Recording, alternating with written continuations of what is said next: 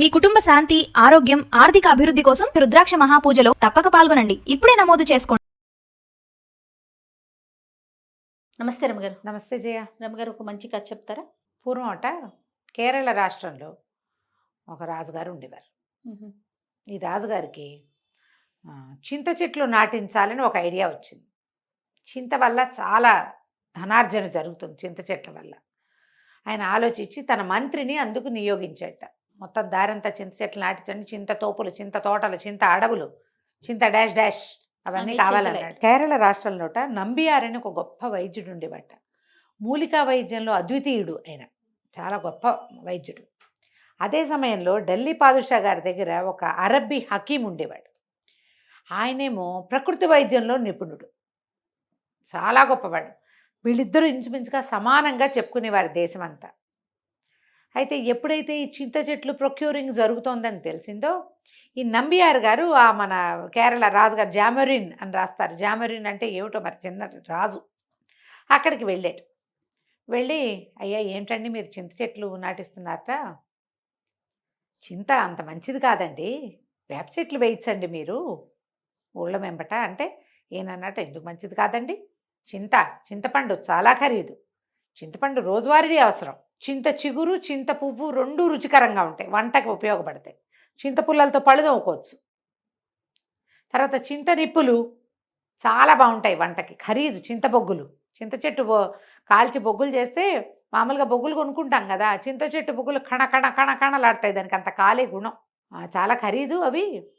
మరి ఊరంతా పైగా చింత చెట్లు రోడ్ల మీద వదిలిపెట్టేస్తే మనమేం సేవ చేయక్కర్లా, వాటంతటా పెరుగుతాయి, చింతని మించింది లేదు అన్నాడు. రాజుకి ఎదురు చెప్పలేకపోయాడు నంబియార్ గారు. సరే ఏం చేస్తాడు, వెనక్కి తిరిగి వచ్చాడు. తిరిగి వస్తూ మంత్రి గారింటికి వెళ్ళాడు. వెళ్ళేసరికి మంత్రి గారు రండి నంబియార్ గారు ఎన్నాళ్ళైంది వచ్చి రండి అన్నాడు. ఏదో అతిథి సత్కారం జరిపాడు. ఈయన ఆ మాట ఈ మాట మాట్లాడుతూ లేచి వచ్చి మంత్రి గారి కన్ను కింద, చెవి పక్కన, కణతల దగ్గర అక్కడ టెస్ట్ చేస్తున్నాడు. నా వైద్యుడు కదా. ఈయన మంత్రి అన్నాడు, ఎందుకు అట్లా పరీక్షగా చూస్తున్నారు, ఇంత పరీక్షిస్తున్నారు, మీ దయవల్ల ఆరోగ్యం చాలా బాగుంది, వాళ్ళకి పని కూడా ఉందండి ఇప్పుడంటే. నంబియార్ అన్నాడు, ఇప్పుడు ఓకే, 6 నెలల తర్వాత రాబోయే వ్యాధి నాకు కనపడుతోంది. కొంతమంది డాక్టర్లు కనిపెడతారు కదా, పెద్దయ్యాక వీళ్ళకి క్యాన్సర్ వస్తుందని ఈ నాడి పట్టుకుని కూడా చెప్పగలరట. నాడి పట్టుకుని, ఇప్పుడు మనకు కూడా ఉన్నారు వైద్యులు, అవునవును, నాడి పట్టుకుని ఈ ప్రాబ్లమ్స్ ఉన్నాయి అని చెప్తారు. ఎప్పుడైతే ఇది తెలిసిందో ఈయన కంగారు పడ్డాడు. ఎలాగండి, వైద్యం ఏదైనా చెయ్యండి అన్నాడు మంత్రి. అనేసరికి ఈయన అన్నాడు, నేను చేసే వైద్యం కాదండి, ఢిల్లీ పాదుషా దగ్గర హకీం ఉన్నారు కదా, ఆయన మీకు కరెక్ట్గా వైద్యం చేస్తాడు, దీనికి వైద్యం ఆయన దగ్గర ఉంది, మన దగ్గర లేదు. అంటే హకీం గారు మనకి లొంగుతాడండి, మనకదంటే అబ్బే అలా ఏముండదు, నిరుపేదకి కూడా ఆయన వైద్యం చేస్తాడు, వాకిట్లోకి వెళ్ళారంటే వైద్యమే. మీరు ఒక్క పని చేయండి, వెళ్ళే దారిలో చింత చెట్ల కిందే పడుకోండి, చింత చెట్ల గాలే పీల్చండి, చింత తోపుల్లోనే విశ్రాంతి తీసుకోండి, చింత పువ్వు ఆకు ఏది కనబడితే అది తినండి, దొరికితే చింత చెట్టు గాలే మీకు అవసరం అని చెప్పాడు. మంత్రి గారు రాజుగారి దగ్గర సెలవు తీసుకుని 6 నెలలు వైద్యం చేయించుకొచ్చి మన వ్యవహారం చూద్దామండి అని చెప్పి బయలుదేరాడు. ఈయన చెప్పాడు కదా, ఇంత మనిషి చెప్తే వెళ్ళకపోతే ఎట్లా, ఓ కొంత పరివారంతో ఈయన బయలుదేరి దారిలో ఎక్కడైనా చింత చెట్టు కనపడితే దాని కింద పడుకుని దానికోసం వెతికి, పనిమాల, చింత చిగురు ప్రత్యేకంగా తినమన్నారు కాబట్టి చిగురుంటే కొయ్యండిరా, నా వరకు పప్పులో వేయండి అని వేయించుకుని తిని వెళ్ళేసరికి 6 నెలల్లో ఢిల్లీ చేరడానికి 6 నెలలు పడేది.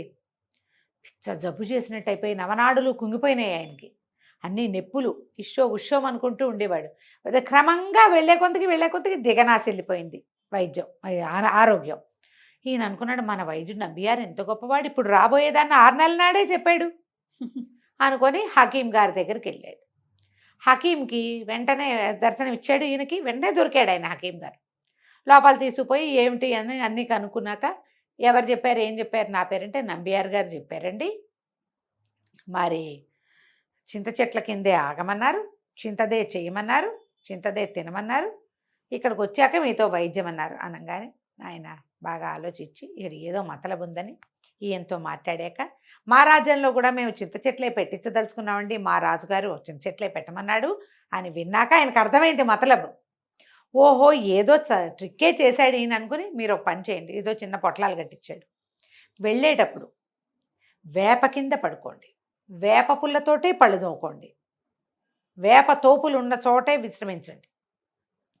మీకు గాలి చాలకపోతే వేపాకు చిన్న కటక కట్టి దాంతోటే విసురుకోండి, వేపగాలి మాత్రమే పీల్చండి అని చెప్పి పంపించాడు. ఇది తిరిగి వచ్చాడు. 6 నెలలు వెళ్ళడానికి పట్టింది, 6 నెలలు రావడానికి పట్టింది. వచ్చున్నంతసేపు ప్రతి చోట వేపగాలి, వేప వేప వేప వేప వేప.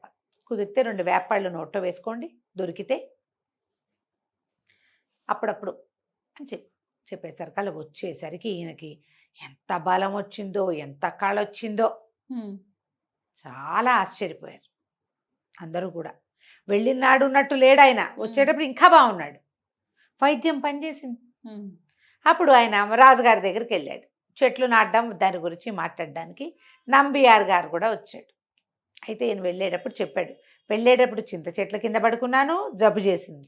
వచ్చేటప్పుడు వేప చెట్ల కింద పడుకున్నాను, జబ్బు తగ్గిపోయింది. అప్పుడు నంబియార్ గారు, మీరు నన్ను క్షమించాలి, ఈ అనుభవాలు మీకు చెప్పించడానికే నేను ఈ ప్రయత్నం చేశాను. చింత ఆరోగ్యం కాదు. ఊర్లో 4 చింత చెట్లు ఉండొచ్చు, 100 వేప చెట్లు ఉండాలి. వేప గాలి ఎట్టి పరిస్థితుల్లోనూ అనారోగ్యాన్ని దగ్గరికి రానివ్వదు. నీ లోపల ఏదైనా చెడు ఉంటే నెగిటివ్ ఎనర్జీతో సహా తీసేస్తుంది. కానీ చింతకా గుణం లేదు. ఇప్పుడు ఈయన ఆరోగ్యంగా ఉన్న మనిషి చింత చెట్లు కింద పడుకుని చింతగాలి పీల్చి చింతతో పళ్ళు తోముకుని జబ్బు చేసేసింది ఆయనకి. ఇలాగే అవుతుంది. ఊరంతా చింత చెట్లు ఉంటే ఊరేమవుతుంది రేపు? చింతల తోపులు అవి ఊరి బయట ఉండేవి. చింతల తోపులకు వెళ్తే దయ్యాలు అవి ఉంటాయని చెప్పుకుంటారు మన వాళ్ళు. చింత చెట్టు మీద దాన్ని మోతాదుగా వాడాలి. చింత వాడద్దని కాదు, మోతాదుగా. ఇంతకిన్నటి సాంబార్ చేస్తే ఇంత చింతపండు వాడతాం అంతే.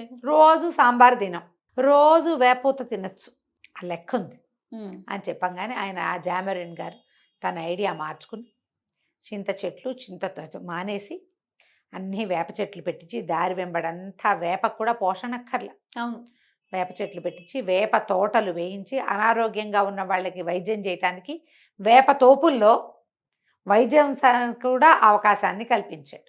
తర్వాత ఆ రాష్ట్రం అంతా, ఆ దేశం అంతా కూడా ఆరోగ్యస్తులే ఉన్నారట. ఎక్కువ మంది అనారోగ్యం వాళ్ళు ఉండేవాళ్ళు కాదు. కంచికి మనం ఇంటి.